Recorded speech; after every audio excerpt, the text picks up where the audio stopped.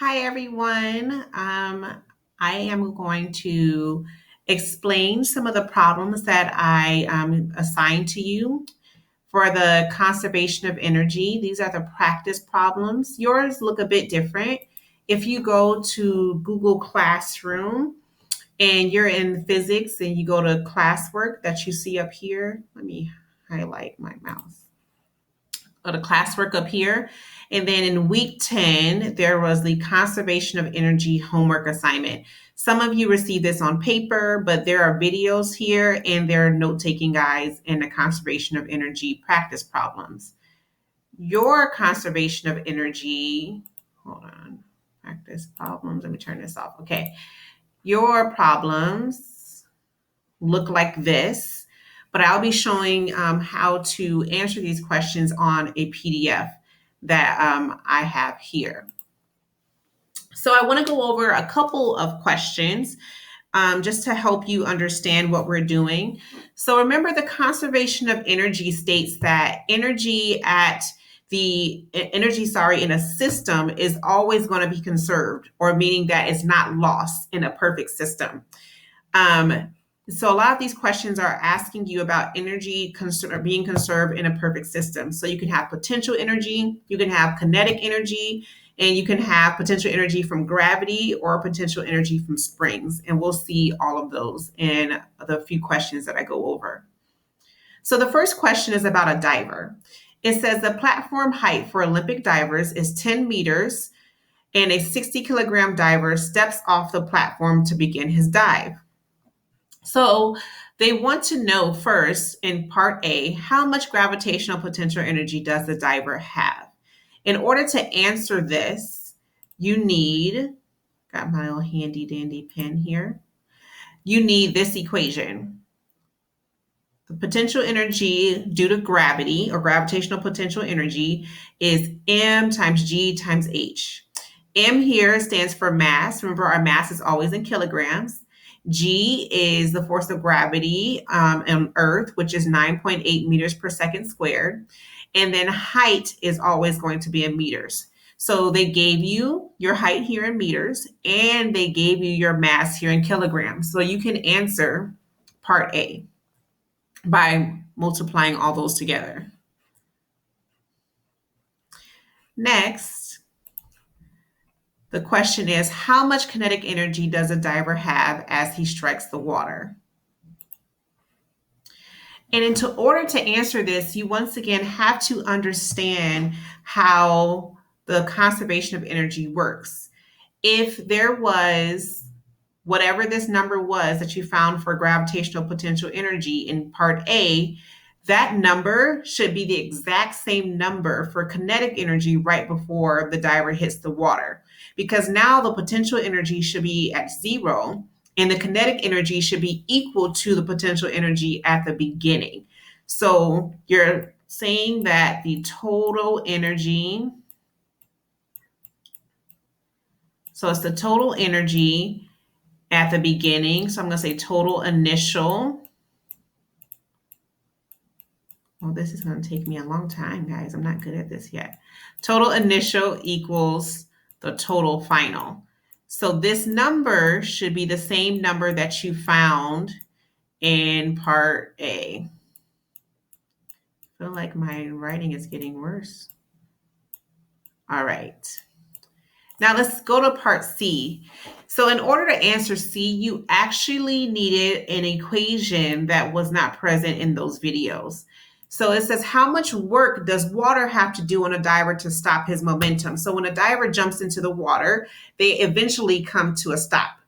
So you need this equation that says work equals the change in kinetic energy. Now, when the diver was at the top of the diving board, they didn't have any kinetic energy because they weren't moving. But as they dove down and right when they are about to hit the water, they had a kinetic energy, which you described in part B. So change in, if you remember, always means how has the kinetic energy changed? And so it's always going to be the final minus the initial kinetic energy. So kinetic energy at the end minus the kinetic energy at the beginning. So it should be part B, yeah, that's the final kinetic energy. So yes, part B minus the initial kinetic energy, which would be 0. Now, for part D, it says if the diver stops in 2.5 meters after entering the water, that means they dove into the water, but they didn't actually stop moving until they went 2.5 meters down into the water. What is the net force applied to the diver? So once again, you need an equation that I did not give you previously. And so the equation is here where it says work equals F times D, where F is force, which is what we're looking for, what net force. And then D is displacement. And so displacement is always measured in meters, and they gave you displacement here. So you can use the answer you found for work, remember, because this is the same W. So the answer you found in C, you'll input that here for work, then you'll use 2.5 meters for displacement, and then you will solve for F to get the force. All right.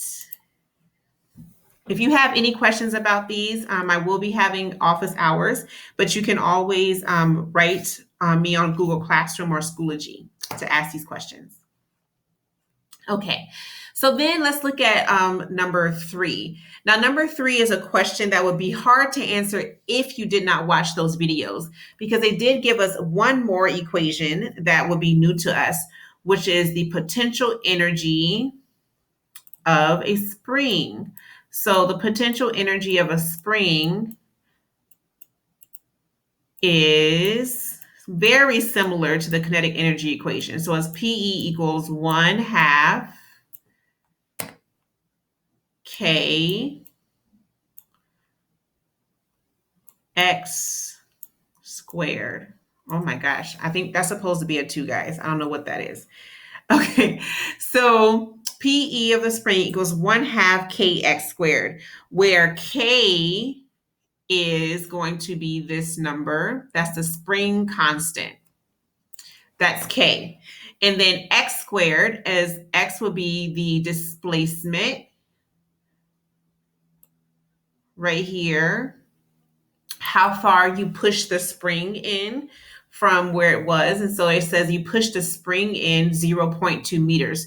So X will be 0.2, but remember you have to square that number. And we don't need the 0.75 kilograms right now. So the question is how much spring potential energy is in the system before the wood block begins to move. So when you push the spring together with this block, how much potential energy do we have? So you'll do that equation. You'll multiply 50 newtons per meter by 0.2 meters squared times 1/2 to get that answer for A.